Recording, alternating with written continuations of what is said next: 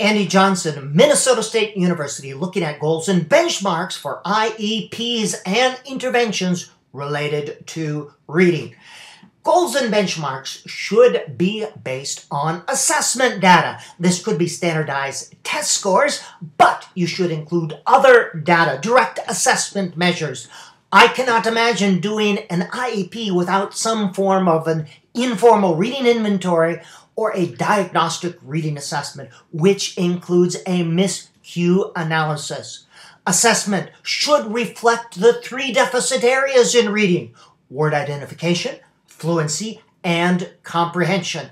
As well, assessment should provide a general sense of students' reading grade level. I need to know what reading grade level that student is at. This creates an identifiable benchmark to compare from year to year.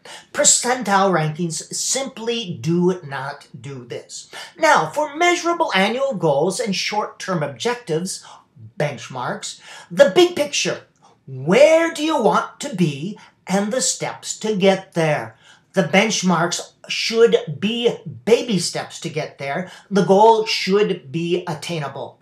I recommend this be very simple and related specifically to data that's found, if you're using an IEP, on the present level of academic achievement and functional performance. Keep it simple, keep it simple, keep it simple.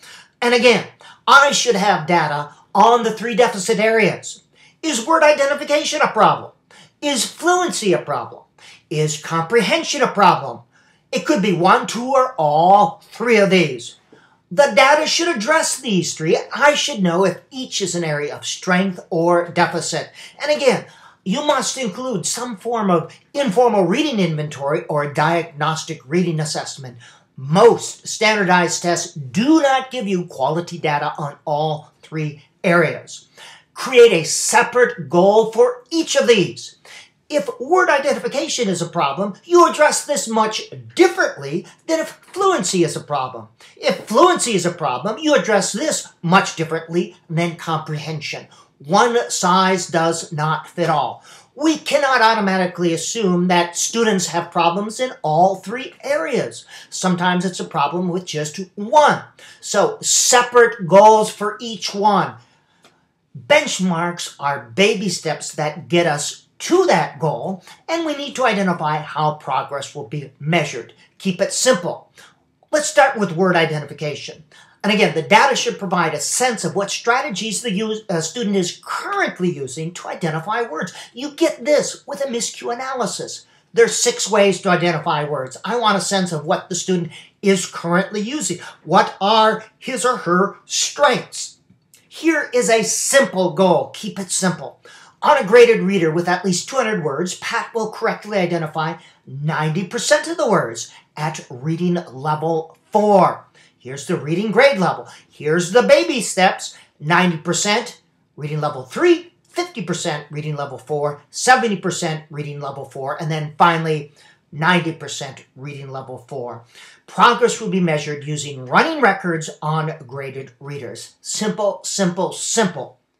And here are the 3 different independent instructional frustration levels, just so you know that. Fluency, again, if that's a problem, keep it simple. Pat will read 60 words per minute at reading level 4. That is our goal. Here are the baby steps to get there.